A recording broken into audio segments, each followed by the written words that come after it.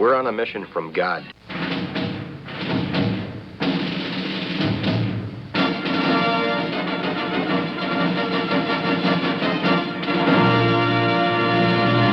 And now for something completely different.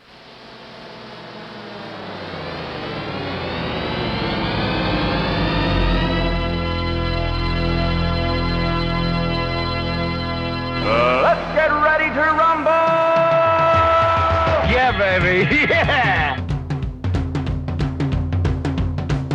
This is Pastor Jolly John Lekumsky. I'm coming to you from Northfield, Minnesota, where the weather is just about as close to perfect as you can get, Matt. Like 72 degrees yesterday. It finally stopped raining. That's the only thing. We really had so much rain. We've had flood conditions, but now it's just beautiful. I won't ask you what the weather's like down there because I imagine it's probably still in the 80s and 90s. But what I do want to, you need to tell people about the excitement you've had the last couple of weeks. Yeah, well, thanks, John. Yeah, Pastor Matt Clark here from Ascension in beautiful South St. Louis, where on my laptop right now, all it says is temperatures to rise tomorrow. So that's what we've got down here in St. Louis, John, in August. So you're right. I in the past couple of weeks, I've been somewhere that's been a little cooler, which has been a nice break during the St. Louis summer. But we traveled as a family to Great Britain. We went to England and to Scotland. And we did that primarily because my wife is finishing up her PhD at the University of Bristol. So that's in the city of Bristol in south west England. So we were able to spend a few days there. She was able to meet with her advisors, with other people in her program too, which she just loved doing. And then we also, as a family of four, went and saw different sites too. So we spent some time in London and York and Bath and Edinburgh is where we ended up, and then we flew home from there. So Matt, what was the most exciting thing you saw? Because I've never been to England. What was the most exciting thing you saw while you were over there? You know, for me, it was the cathedrals. We went to Westminster and St. Paul's there in London. There's the York Minster in York, England. And then, many of those cathedrals, the Church of England. But up in Scotland, in Edinburgh, it's St. Giles Cathedral is the big one, and that's a Presbyterian, actually. So a lot of Presbyterians up in Scotland. St. Giles. St. Giles. I must have missed that one. Yeah, I know. Well, where's he in the Bible? I don't know. We'll have to figure that one out, but get the concordance out. But yeah, just the history that's connected to the cathedrals, built over generations and generations and over centuries even sometimes. And the way they tell the story of all sorts of stuff, but primarily the story of the gospel, the stained glass windows, the statues, it's beautiful. Now, one of the kind of somewhat disappointing things was, a cathedral like Westminster Abbey. Boy, there's a lot of statues that are dedicated to people too. So many people buried there, and statues of all sorts of political figures and writers and others. It almost gets to the point where it distracts from what hopefully the main focus is Jesus, right? So I hope I didn't offend any Englishmen by saying that, but boy, there was a lot of extras in some of the cathedrals in addition to those things we usually associate with worship. But boy, still, that was probably my highlight, John. Well, I think part of that is because our history is a history of where the church and the state are separate, whereas for them, the church was always part of what the government was doing, especially as they wrestled to change from Roman Catholicism to Anglicanism and everything. But, well, anyway, this is, by the way, Wrestling with the Basics. We should probably point that out at some point, but not Wrestling with History. But, yeah, we're glad to have you back. And in the midst of all this, while you're over there, what happened, Matt? While you were there? Yeah, thanks, Sean. Yeah, while we were there in Scotland, received a call to serve as a pastor at Trinity Lutheran Church in Springfield, Illinois. So now, basically, to briefly discuss the call, John, since you brought it up, for us as Lutherans, at least, now I have two calls. So the call to serve as pastor here at Ascension, certainly, but then also to serve as pastor at Trinity. And so right now, deliberating that call prayerfully, we were able to pay a visit to that congregation. They were very kind and welcomed us and showed us around and kind of gave us the inside scoop on things. And so now prayerfully considered where the Lord is leading us, where we can best serve and use the the gifts that He's blessed us with, and also consider our family situations too, and where we're at, and all those things as a family of four too. So for our listeners, boy, just please keep me in your prayers. Keep our family in your prayers, if you would. Keep the congregations of Ascension and Trinity in your prayers as well. And seeking, as we pray in the Lord's Prayer, that the Lord's will be done. And I want to emphasize this because a lot of times we record way in advance. In fact, sometimes it's like 4 or 5 years in advance of when we actually air. So if the material seems dated, that's what it is. But in this particular instance, we're recording right before this show will broadcast this coming Saturday, sometime August, whatever it is. I can't remember. I'll tell you right now, it will be airing on August the 17th. So seriously, nothing will be decided by that time probably. So do please keep Matt in your prayers. It's always and we take it really serious as pastors, because like you say, we don't believe these are calls from men. These are calls from God. And we certainly want to do what pleases God. Well, all right, let's get back to what we've been doing this summer, which is the summer of Mark. We had the story of the feeding of the 5,000 the last couple of weeks. And now what we'd like to do is the story that comes immediately after that. And what I find interesting in this story is it ends with this verse. It says, "For they did not understand." Okay? And I thought it was interesting because as I read through this story about Jesus on the water, I didn't understand a lot of things either, Matt. So I'm going to share with you some of the things that I didn't understand. And can you help me? or am I beyond help? Well, we'll find out, John. Let's see what those questions are. Okay. We Well, will here it wrestle is. with that together. All right. So let me give you the first question. This is Mark 6, verse 45, for those following along at home. Immediately, Jesus made his disciples get into the boat and go before him to the other side to Bethsaida while he dismissed the crowd. Okay. So this is what happens immediately after the feeding of 5,000, as it says immediately. And it's interesting, the Greek there, the implication is he kind of forces the disciples to get on the boat and leave. Yeah. Not that they wanted to, but he kind of forces them to go and to go to the other side. So I see, this is kind of funny because I'm asking you, but I preached on it. You were out enjoying haggis in Edinburgh while I was doing this. But any thoughts about that? Why was Jesus so concerned about getting his disciples out of there? And why would the disciples maybe be reluctant to get out of there? Yeah.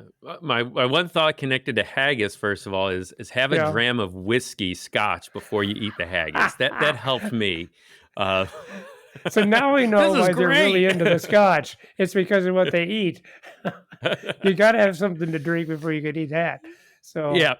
Kind of, prime the pump a little of the scotch. All right, sorry, John, but getting back Yeah. to your more important question, I think Jesus wants some alone time. That's my Okay. guess, at least in part, because as you pointed out immediately, so that kind of tells us to look maybe at what happens before this. So before this, they're kind of bouncing back and forth across the Sea of Galilee. And then finally, I'm going back to verse 36 and 30 and 31. Jesus tells his disciples, "Come away by yourselves to a desolate place and rest a while." Yeah. So he wants to rest. They get in a boat, and it seems as though people are watching them in the boat, running ahead to be on the shore when they get there. And then that's when Jesus has compassion on that crowd when he sees them and feeds the 5,000 ultimately there. So really, they didn't get much rest time at all.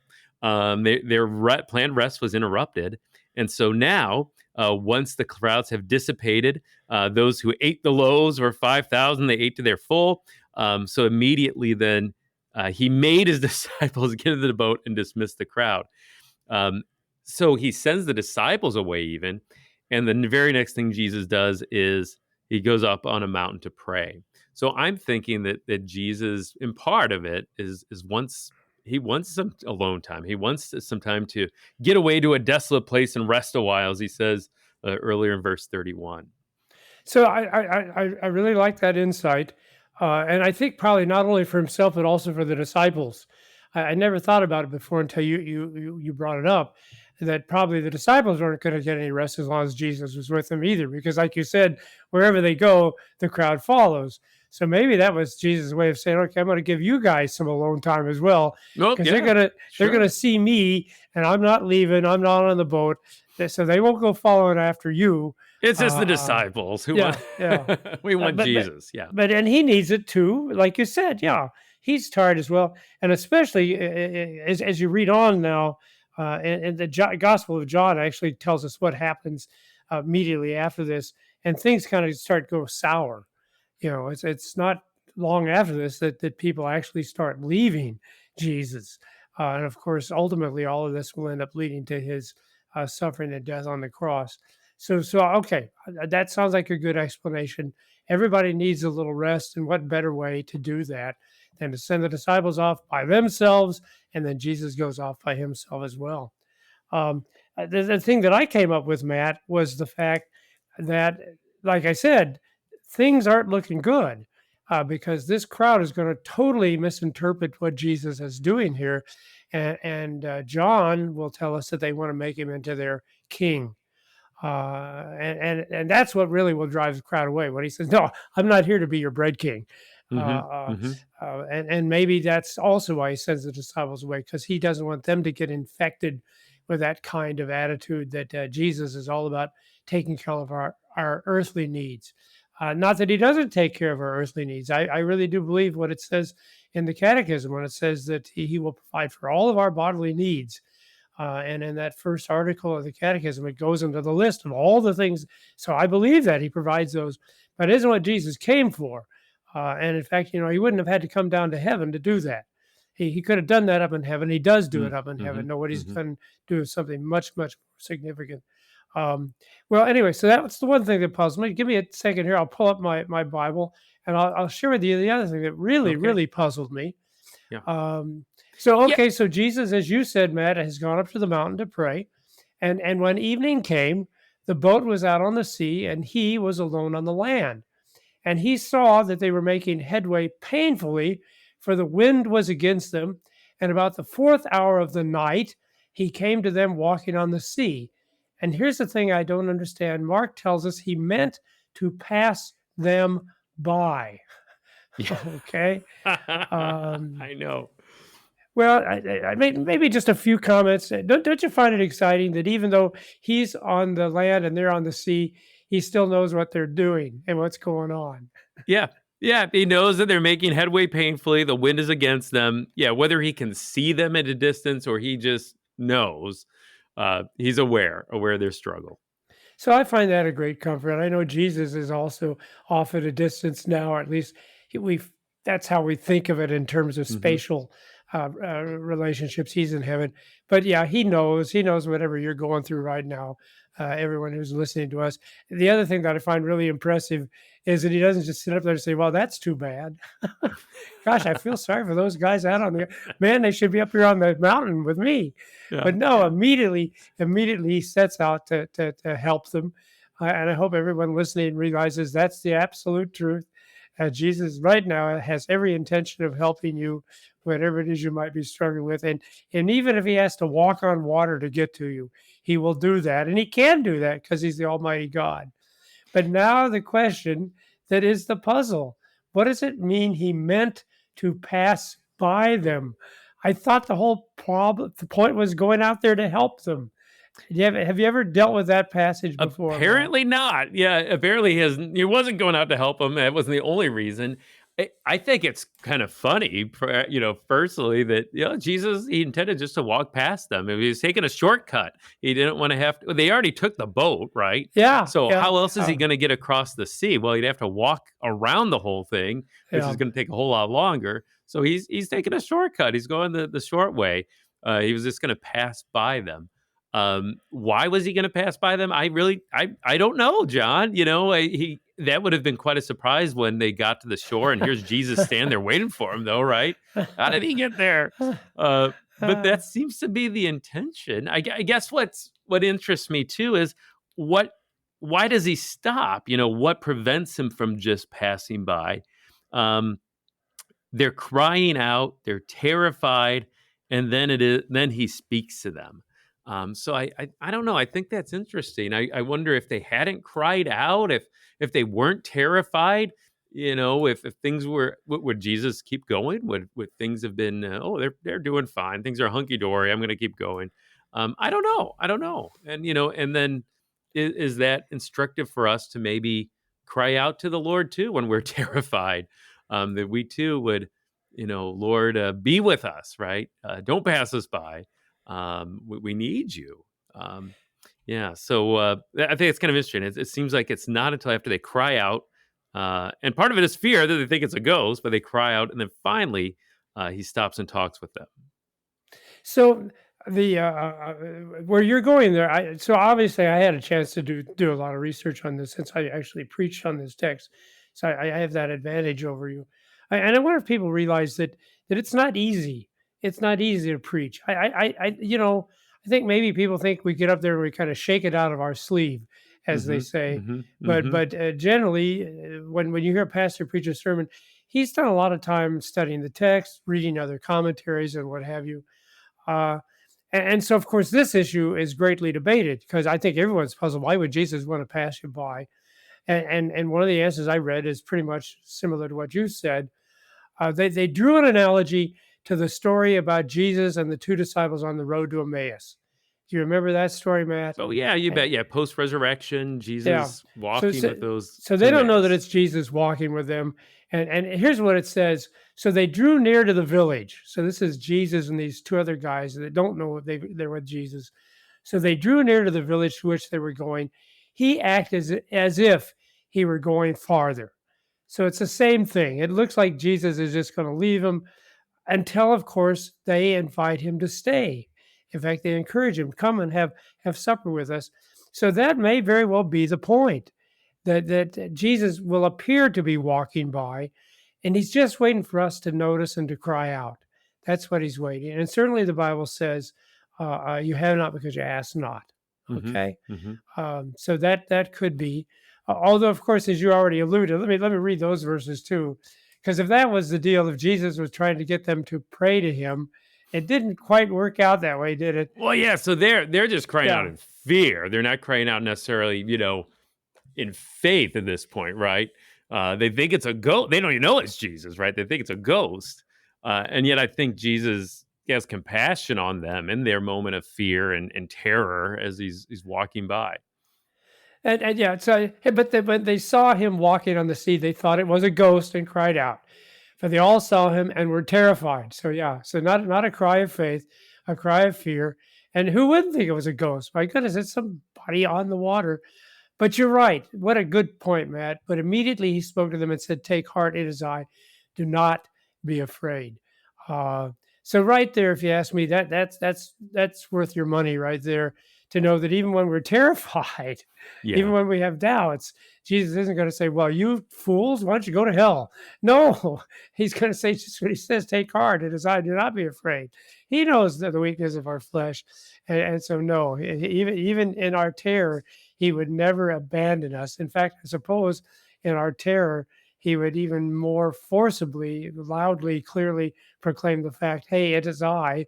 And when I'm with you, even though the storms are raging, you don't really have any reason to be afraid.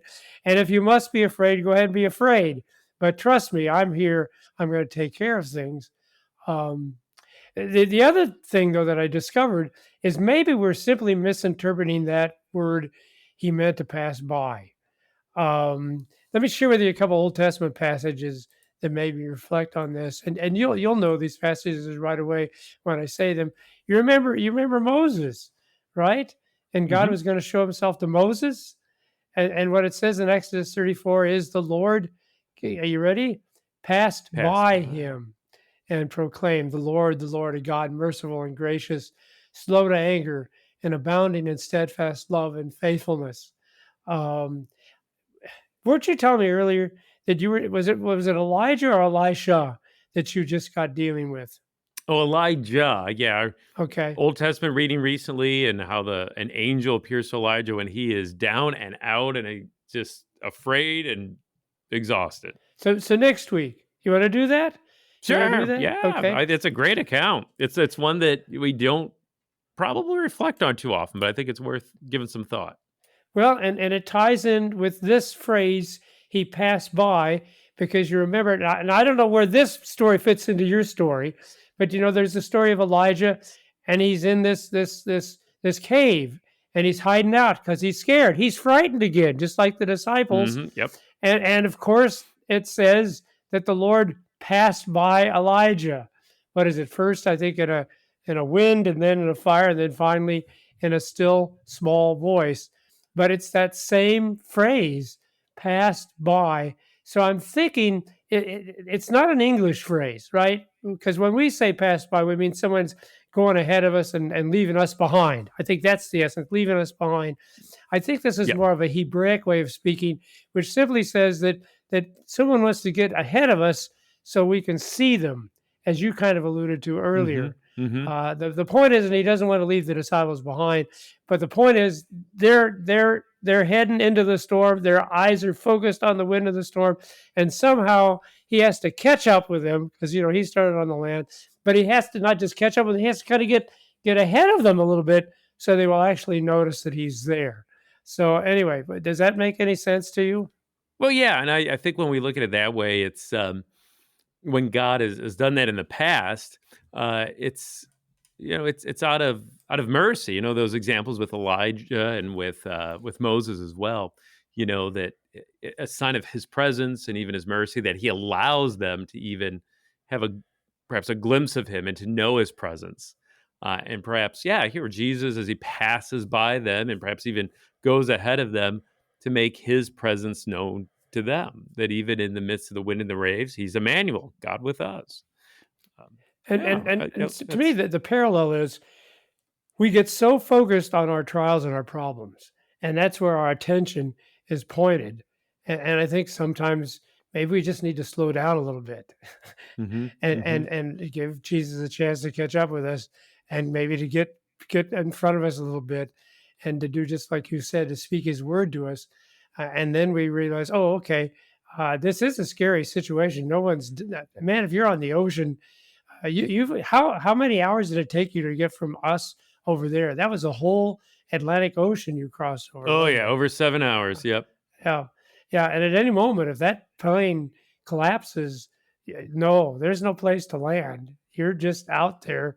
And of course, you did have your flotation device, didn't you? Did they point the flotation device out to you? Yes, your seat cover the bottom of your seat contains a flotation device, and also you have your own personal life jacket too that you can blow up yourself. Oh, really? So Okay. yeah, so what's there to worry about, John? We'll be fine in the North Atlantic. Well, see, I'm just reflecting because you get the same speech when you fly from St. Louis to Minnesota. I'm thinking, I don't know where you're going to land, and I'm going to need a flotation device. There's not many big lakes in Iowa, as far as I know. But there, yes, that would actually be a helpful thing. So anyway, that's the thing. It is we're all in dangerous positions. In fact, that's what occurred to me, Matt. People ask me, why is it that we have problems? Okay. And I'm thinking, don't you know where you're at? You're in the middle of the sea. Okay. And the sea isn't a bad place to be. Flying over the sea, that's not a bad thing to do. You got to get there to get to England. But on the other hand, it's always a dangerous place to be. It's never a safe place to be. It's a place where a storm could come up at any time. Your plane could crash. Your boat could capsize. I can't swim. Do you swim at all, Matt? Not enough to stay afloat in the Atlantic. Yeah, but- well, there you go. That's the problem. You're not going to be able to tread water long enough to survive. The sea is a very, very dangerous place to be, which I believe is why in the book of Revelation, one of the key descriptions of heaven is there is no what? Do you know that passage, Matt? There is no sea. Flotation devices? No, you won't need them because there is no sea in heaven. See, the dangerous places are gone, but not here. I hope everybody realizes here we are still in a place of danger. Do we go to 27? We go to 27 minutes now, don't we, Matt? Yes. Okay. It's Yeah. been so long since we recorded, I can't even remember how this show is. So anyway, to go back, this is why there's problems and troubles. It's where we're at. That's why we're not planning on spending our whole eternity here. We will spend a life here, that's true, but we've got a destination And here's the cool thing: we are in a plane, we are in a boat. We're not just in the sea Mhm. on our own. We have the church. In fact, my old church, if you looked up at the ceiling, it was built with those big wooden arches to look Mhm. like it was the bottom of a boat. But here's what's even better: we're not just on a boat; we're on a boat with who? With Jesus. Yeah. Yeah. Which is what's really cool. If I could read verse 51, and he got into the boat with them, and the wind ceased, and they were utterly astounded. And as I was preaching this, it occurred to me, he didn't need to get into the boat with him. He was having no problem standing on the Mhm. water. He could have calmed the sea there, as he stood on the water. But can you see this thing about Jesus is he just really, really wants to be with us because he really, really loves and cares for us. And he knows it's so much easier for him to comfort us when he's with us and present with us, which again is a good plug for just keep listening to the Wrestling with the Basics, or better yet, probably go to church. Okay. Join the rest of your fellow believers who are also in the boat with us in this very dangerous sea, and rejoice in the fact that the Lord says, where two or more are gathered, lo, there I am in the midst of you. So there you go. And any comments you want to make about that, Matt? Yeah, just the sea, you're in the boat, and like you said, we are making headway painfully sometimes, just like the Yeah. disciples, but that doesn't go unnoticed by Jesus. In fact, he's in the boat with us, and thanks be to God for that. Without that comfort, wow, in this life, if you think you're alone in that boat and making painful headway, and you don't know Jesus and you don't know he's with you, well, how terrifying, right? As Yeah. terrifying it would be Yeah. to be stranded in the Atlantic, but he is, and we have that good news as Christians to share with others. And Matt, man, I really am glad you said that, because maybe people that do feel like that, and they're making headway painfully, and they are not aware that Jesus is with them. So if you know anybody like that, let them know. Let them know they are not alone. Let them know they're not alone because you're with them, and you love and you care for them. But even more importantly, because we can't really do much about the storm. I'm sorry, but the Lord Jesus can, and He does, and He certainly will deliver us. This has been Wrestling with the Basics.